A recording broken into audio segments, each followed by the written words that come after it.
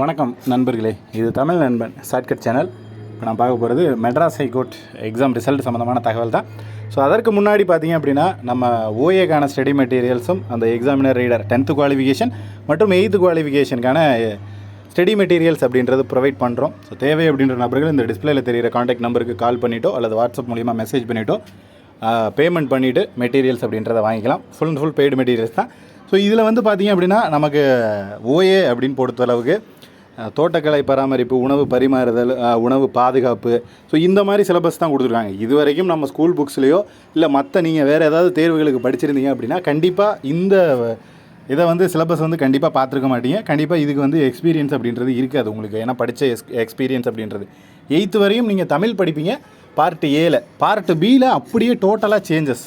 Full and full உணவு பராமரிப்பு, பரிமாறுதல், அது தோட்டக்கலை உபகரணங்கள் இது சம்மந்தமாக தான் கொடுத்துருக்காங்க. ஸோ அலுவலக உதவியாளர் பணிகள் இந்த மாதிரியான சிலபஸ் தான் முழுக்க இருக்கும்.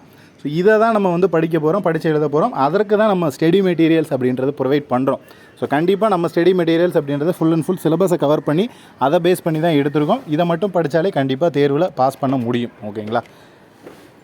அதே போல் இப்போ வந்து ஆல்ரெடி தேர்வு எழுதியிருப்பீங்க. Madras ஹைகோர்ட்டுக்கு xerox operator, copyist attender கிடையாது, xerox operator, telephone operator, typist, இந்த போஸ்டிங்க்கு அண்டு டிரைவர் போஸ்டிங் இது மொத்தமாக எழுதியிருந்துருப்பீங்க. இதற்கான ரிசல்ட் வந்து எப்போ பப்ளிஷ் ஆகும் அப்படின்னு நிறைய நண்பர்கள் கேட்டிருந்தீங்க. நம்ம லாஸ்ட் வீக் கூட சொல்லியிருந்தோம். ஸோ இந்த வாரத்தில் வந்து ரிசல்ட் பப்ளிஷ் ஆகிறதுக்கு வாய்ப்புகள் இருக்குது அப்படின்னு.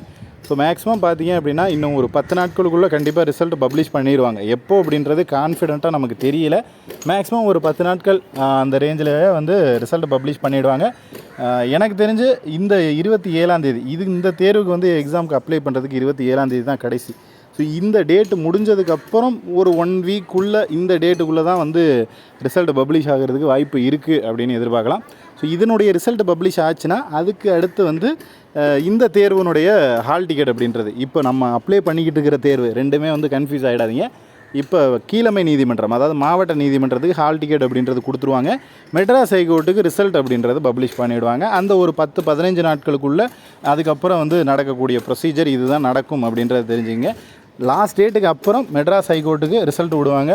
அதுக்கப்புறம் ஒரு 10 நாட் கழித்து ஹால் டிக்கெட் அப்படின்றது இதுக்கு பப்ளிஷ் பண்ணிவிடுவாங்க.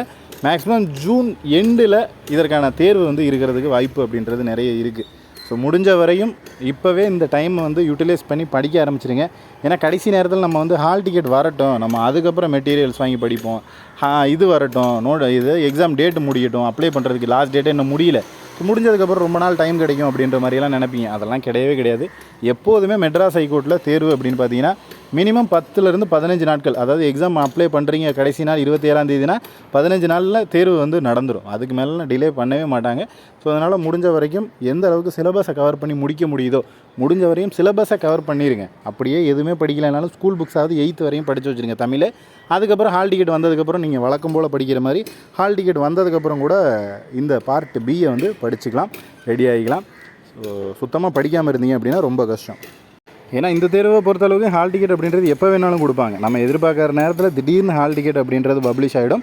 அதனால தான் சொல்கிறோம், படிக்க ஆரம்பிச்சிட்டிங்க அப்படின்னா உங்களுக்கு வந்து பெரிய இதாக தெரியாது. பட் படிக்காமல் லேகிங்காக இருந்து ஹால் டிக்கெட் வந்ததுக்கப்புறம் நான் படிக்கிறேன் அப்படின்னா உங்களுக்கு ஹால் டிக்கெட் வந்ததுக்கப்புறமும் 10 நாள் தான் டைம் இருக்கும். அதை நீங்கள் இன்றைக்கி ஹால் டிக்கெட் பப்ளிஷ் பண்ணுறாங்க அப்படின்னா எக்ஸாம் டேட்டோட இன்னும் ஒரு 10 நாளுக்கு அப்புறம் தேர்வு நடைபெறும் அப்படின்ற மாதிரி ஹால் டிக்கெட்டில் மென்ஷன் பண்ணி கொடுத்துருவாங்க. அதுக்கப்புறம் உங்களுக்கு டைமே இருக்காது. அதனால தான் சொல்கிறோம், இப்போ வந்து ஒரு மாதம் எனக்கு தெரிஞ்சு இப்போ இருந்து படித்தாலுமே இன்னும் ஒரு மாதம் தான் டைம் அப்படின்றது இருக்குது. ஸோ இந்த ஒரு மாதத்துக்குள்ளே நீங்கள் உங்களால் எவ்வளோ படிக்க முடியுமோ அந்த அளவுக்கு சிலபஸை கவர் பண்ணி முடிச்சுருங்க.